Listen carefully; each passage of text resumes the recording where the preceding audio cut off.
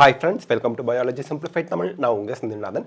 NEET 2024 application ஃபெப்ரவரியில் any time நமக்கு open ஆகும். அப்படி அப்ளிகேஷன் ஓப்பன் ஆனதுக்கப்புறம் நீங்கள் ஃபில் பண்ண ஆரம்பிக்கிறீங்க அப்படிங்கிற பட்சத்தில் ஒரு விஷயத்தில் கரெக்ஷன் விண்டோவில் கூட கரெக்ஷன் பண்ண முடியாத ஒரு விஷயம், அதை ஸ்ட்ரெஸ் பண்ணி இந்த வீடியோவில் உங்களுக்கு தெளிவாக நான் சொல்லிடுறேன். அது என்ன அப்படின்னா கேட்டகரியை பொறுத்த வரைக்கும் ஆல் இண்டியா கோட்டாக்கு மெயினாக 5 கேட்டகரி இருக்குது. அந்த 5 கேட்டகரி இல்லாமல் ஃபிசிக்கலி சேலஞ்ச் ஸ்டூடெண்ட்ஸ் கேட்டகரி இருக்குது. அந்த ஃபிசிக்கலி சேலஞ்சு ஸ்டூடெண்ட்ஸ் கேட்டகரி கூட பிடபிள்யூடின்னு சொல்லுவோம். இந்த 5 கேட்டகரியோட சப் கேட்டகரியாக தான் வருவாங்க. ஸோ அந்த விதத்தில் இந்த கேட்டகரி எவ்வளோ முக்கியம் அப்படிங்கிறத நான் இப்போ உங்களுக்கு எக்ஸ்பிளைன் பண்ணுறேங்க. இப்போ கேட்டகரி ஃபார் நீட் அப்ளிகேஷன் 2024 என்னென்ன கேட்டகரி உங்களுக்கு ஆப்ஷன் இருக்கும், அதுக்கு எப்படியெல்லாம் நம்ம ரெஸ்பாண்ட் பண்ணணும், அண்ட் கேட்டகரியை பொறுத்த வரைக்கும் நீட் அப்ளிகேஷன் ஃபார்மில் நீங்கள் ஒன்ஸ் ஃபில் பண்ணி சப்மிட் பண்ணிட்டீங்கன்னா கரெக்ஷன் விண்டோவில் கூட கரெக்ஷன் பண்ண முடியாது.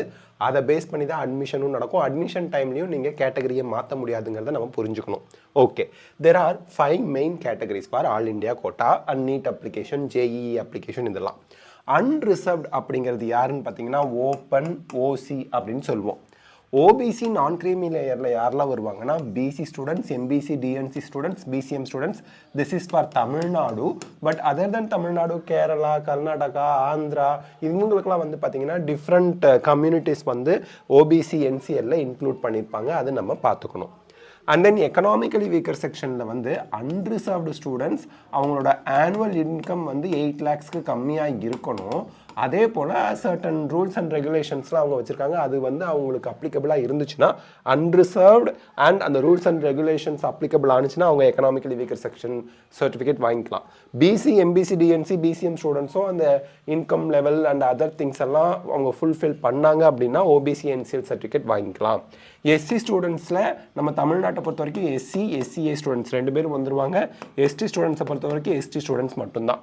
இந்த community wise reservation seats all India கோட்டாவில் எவ்வளோ தராங்க அப்படின்னு பார்த்தா அன்ரிசர்வ்டுக்கு 40.5% சீட்ஸ் வந்துடும். ஓபிசி என்சிஎல்க்கு பார்த்தீங்கன்னா 27% வரும். எக்கனாமிக்கலி வீக்கர் செக்ஷனுக்கு 10% வரும்.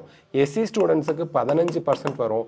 எஸ்டி ஸ்டூடெண்ட்ஸுக்கு 7.5% வரும். ஸோ இந்த ரிசர்வேஷனை பேஸ் பண்ணி தான் நமக்கு ஆல் இண்டியா கோட்டாவில் even job as well as அட்மிஷனில் நமக்கு சீட்ஸ் எல்லாம் ஃபில் பண்ணப்படுது. ஓகே, இப்போது என்ன நம்ம இந்த இடத்துல ரொம்ப கேர்ஃபுல்லாக பார்க்கணும் அப்படிங்கிறத நான் சொல்லிடுறேன். முதல்ல ஓபிசி நான் கிரீமி லேயர்னா நம்ம சொன்ன மாதிரி பிசி, எம்பிசி, டிஎன்சி, பிசிஎம் தமிழ்நாட்டில் இருக்கக்கூடிய ஸ்டூடெண்ட்ஸ் எல்லாம் ஓபிசி நான் கிரீமி லேயரில் வருவோம். பட் நீங்கள் இந்த ஓபிசி நான் கிரீமி லேயரில் வருவீங்களா அப்படிங்கிறத நீங்கள் தெரிஞ்சுக்கணும். வருட வருமானம் 8 லட்சத்துக்கு கம்மியாக இருக்கணும்னு சொல்கிறாங்க. அதே ப்ரைவேட் செக்டரில் ஒர்க் பண்ணுறவங்க 25 லட்சம் சம்பளம் வாங்குறவங்க கூட வருஷத்துக்கு 25 லட்சம் 30 லட்சம் வருட வருமானம் இருக்கவங்க கூட அப்ளிகபிள் பண்ணலாம். அவங்க வாங்குறாங்க, ஜாயின் பண்ணுறாங்க. Some reasons, some rules and ரெகுலேஷன்ஸ்லாம் இருக்குது. அதனால் நீங்கள் என்ன பண்ணுங்கள், நீங்கள் எலிஜிபிளாக இல்லையான்னு தெரிஞ்சுக்கிறதுக்கு ஜஸ்ட் உங்களோட டீட்டெயில்ஸ்லாம் வச்சு உங்கள் குழந்தைக்கு ஓபிசி என்சிஎல் சர்டிஃபிகேட் இ-சேவா மையத்தில் போயிட்டு அப்ளை பண்ணுங்கள். அண்ட் குரூப் ஏல ஒர்க் பண்ணுறவங்க அவங்களுக்குலாம் அப்ளை பண்ண முடியாது. குரூப் ஏ அப்பாயின்மெண்ட் ஆகி கவர்மெண்ட்டில் ஒர்க் பண்ணுறாங்க பார்த்தீங்களா, அவங்கெல்லாம் எலிஜிபிள் ஆக மாட்டாங்க. ஸோ அதெல்லாம் நம்ம தெளிவாக தெரிஞ்சுக்கிட்டு நீங்கள் அப்ளை பண்ணுங்கள். ஸோ நீங்கள் இ-சேவை மையத்துலையோ வீட்லேயே நீங்கள் இ-சேவை மையத்தோட அந்த ஆன்லைனில் போயிட்டு நீங்கள் கவர்மெண்ட் வெப்சைட்டில் நீங்களே கூட அப்ளை பண்ணலாம். Validity of the OBC non creamy layer சர்டிஃபிகேட்டுக்கு என்ன, ஏப்ரல் 1, 2023 வாங்கியிருந்தாலும் இனிமேல் நீங்கள் அப்ளிகேஷன் போகிறதுக்கு முன்னாடி எப்போ வாங்கினாலும் அதோட வேலிடிட்டி மார்ச் 31, 2024 முடிஞ்சிடும். பட் நீங்கள் இந்த வருஷ அட்மிஷனுக்கு 2024-2025 அட்மிஷனுக்கு எம்பிபிஎஸ், பிடிஎஸ்க்கு இப்போ வாங்கி நீங்கள் அப்ளை பண்ணும்போது நீட் அப்ளிகேஷனோட அப்ளை பண்ணுற ஓபிசி என்சிஎல் சர்டிஃபிகேட்டை வச்சே அட்மிஷன் கிளைம் பண்ணலாம்.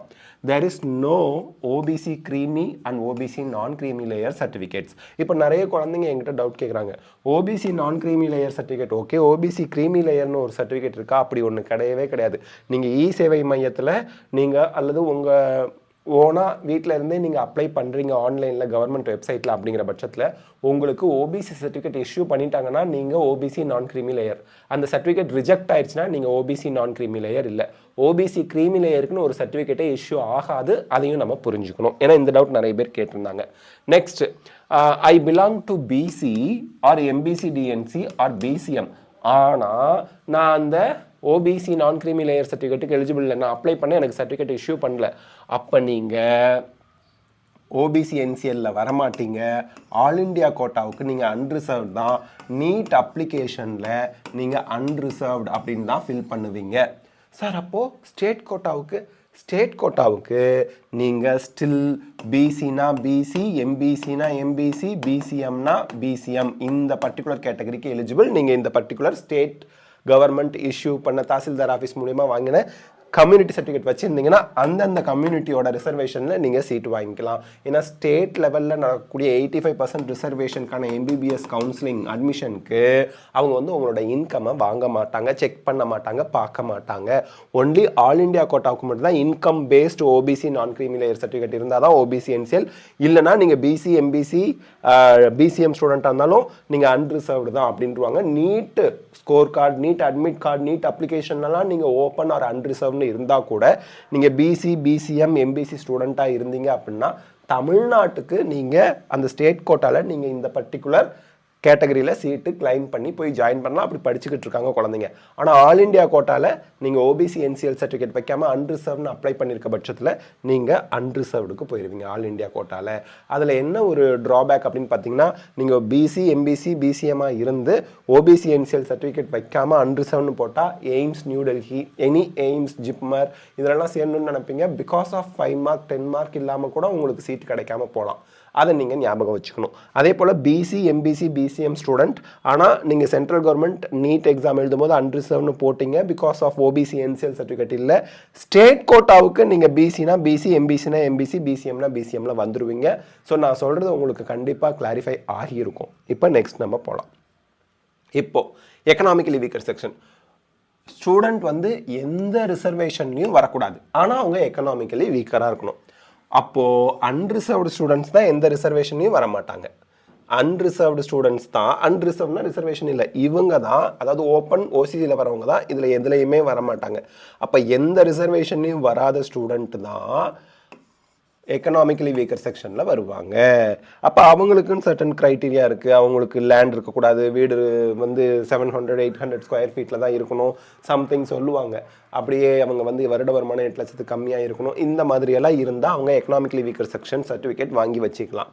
வேலிடிட்டி இதுக்கும் ஓபிசி என்சிஎல் மாதிரி April 1, 2023 அப்புறம் எப்போ வாங்கியிருந்தாலும் March 31, 2024 முடியும். March 31 அப்புறம் April 1, 2024 வாங்கினீங்கன்னா March 31, 2025 வரைக்கும் போகும். அதாவது திருப்பியும் April 1, 2024 வாங்கினீங்கன்னா அது March 31, 2025 வரைக்கும் செல்லும். பட் இதை வச்சே நம்ம என்ன சொல்கிறாங்க, அட்மிஷன் வரைக்கும் யூஸ் பண்ணிக்கலாம் அப்படிங்கிறாங்க.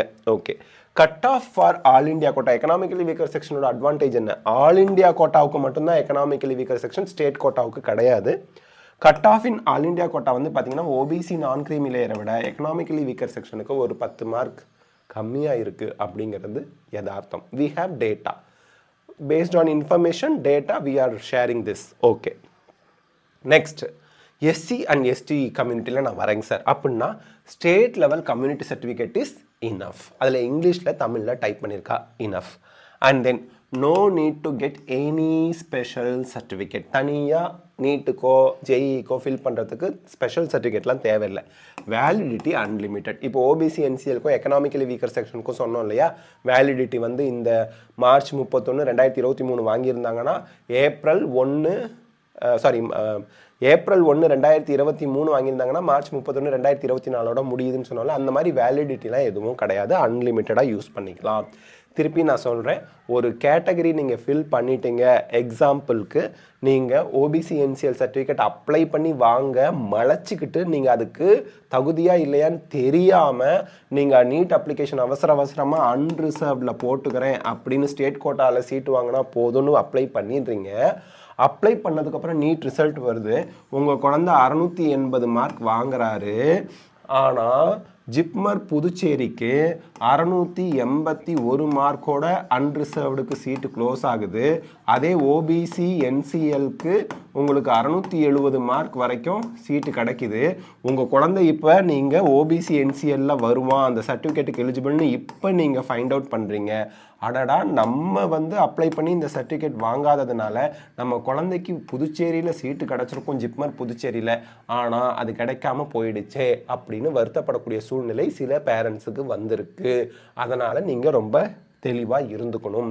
நீங்கள் ஓபிசி நான் கிரீமி லேயருக்கு கண்டிப்பாக கவர்மெண்ட் ஏல இருக்கீங்க அப்படின்னா, கவர்மெண்ட் போஸ்டிங் ஏ குரூப்பில் இருக்கீங்கன்னா உங்களுக்கு கிடையாது.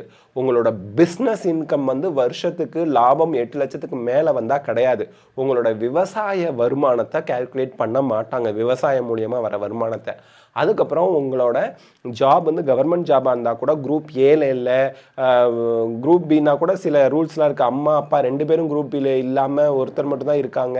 இந்த மாதிரிலாம் இருந்தால் நீங்கள் வந்து ஓபிசி என்சிஎலுக்கு அப்ளை பண்ணி வாங்கலாம். So that you go to E Seva மையம் and give all the details, let them apply. OBC non creamy layer certificate வந்தால் அதை வச்சு அப்ளை பண்ணி சீட் கிளைம் பண்ணலாம். இல்லைன்னா விட்டுறலாம். அன்ரிசர்வ்டு சென்ட்ரல் கவர்மெண்ட்டுக்கு ஆல் இண்டியா கோட்டாக்கு போயிடலாம். தமிழ்நாடுக்கு நீங்கள் அன்ரிசர்வ்டில் அப்ளை பண்ணியிருந்தால் கூட ஒருவேளை நீங்கள் பிசியாக இருந்தால் ஸ்டேட் கோட்டா பிசி சீட் கிடைக்கும், எம்பிசினா எம்பிசி சீட் கிடைக்கும், பிசிஎம்னா பிசிஎம் சீட் கிடைக்கும். அவங்க வந்து உங்கள் நீட் ஸ்கோர் கார்ட்லேயோ, நீட் அப்ளிகேஷன்லேயோ, நீட்டு அட்மிட் கார்ட்லேயோ அன்ரிசர்வ்னு இருந்தால் கூட ஸ்டேட் கோட்டாவுக்கு அந்த கம்யூனிட்டி சர்டிஃபிகேட்டை பேஸ் பண்ணி தான் உங்களுக்கு ரேங்க் கொடுப்பாங்க அப்படிங்கிறதையும் இந்த இடத்துல உறுதிப்பட தெளிவுபட சொல்லிடுறேங்க. Economically weaker section all India கோட்டாவுக்கு மட்டும்தான் அந்த சர்டிஃபிகேட் இருந்தாலும் ஸ்டேட் கோட்டாவுக்கு அந்த ரிசர்வேஷன் கிடையாதுங்கிறதையும் நம்ம இங்கே சொல்லிடுறோம். ஸோ இதெல்லாம் தான் ஃபிசிக்கலி சேலஞ்ச் ஸ்டூடெண்ட்ஸ் இப்போ டிஸ்ட்ரிக்ட் லெவலில் கொடுத்த சர்டிஃபிகேட்டை வச்சு நீட் எழுதலாம். அட்மிஷன் அப்போ நீங்கள் எம்எம்சியில் போய் ஒரு சர்டிஃபிகேட், ஃபிட்னஸ் சர்டிஃபிகேட் வாங்கணும். அதுவும் நீங்கள் பார்த்துங்க. அது அட்மிஷன் அப்போ தான், இப்போ இல்லை. இப்போ வந்து நீங்கள் ஃபிசிக்கலி சேலஞ்ச் ஸ்டூடெண்ட்ஸ் இப்போ இருக்கிற சர்டிஃபிகேட்டை வச்சுட்டு நீங்கள் அப்ளை பண்ணிட்டு அதை எடுத்துகிட்டு போய் எக்ஸாம் எழுதிட்டு வரலாம். ஸோ இதெல்லாம் தான் நம்ம தெளிவாக தெரிஞ்சுக்கணும். ஒன்ஸ் ஒரு கேட்டகரி ஃபில் பண்ணிட்டீங்கன்னா அந்த கேட்டகரியை வச்சு நீங்கள் நீட் அப்ளிகேஷன் சப்மிட் பண்ணிட்டீங்கன்னா, அன்ரிசர்வ்னு போட்டு சப்மிட் பண்ணிட்டீங்க. இப்போ வந்து எனக்கு அன்ரிசர்வ்டுங்கிறத மாற்றணும், தெரியாமல் அன்ரிசர்வ்னு போட்டுட்டேன் அப்படின்னு சொல்ல முடியாது. ஆஃப்டர் கரெக்ஷன் விண்டோவில் கூட நம்ம வந்து கேட்டகரியை மாற்ற முடியாது. இது ஜேஇஇக்கும் நீட்டுக்கும் பொருந்தும். ஜேஇஇயில் நான் தெரியாமல் அன்ரிசர்வ்னு போட்டேன், நீட்டுக்கு நான் வந்து ஆனால் இப்போ நான் ஓபிசி என்சிஎல் தான், இதில் ஓபிசி என்சிஎல் போடலாமா? தாராளமாக போடலாம். ஜேஇஇ நீட் ரெண்டும் டிஃப்ரெண்ட் ஃப்ரம் ஈச் அதர். ரெண்டையும் கம்பைன் பண்ணி காம்பினேஷன் பண்ணி கம்பேர் பண்ணி பார்க்க மாட்டாங்கிறதையும் நான் தெளிவுபட சொல்லிக்கிறேன். So that's it. இந்த வீடியோ உங்களுக்கு ஹெல்ப்ஃபுல்லாக இருந்தால் லைக், ஷேர், கமெண்ட் பண்ணுங்கள். பயாலஜி சிம்பிளிஃபைட் தமிழ் சேனலுக்கு சப்ஸ்கிரைப் பண்ணுங்கள். Because your support is our strength. Thank you.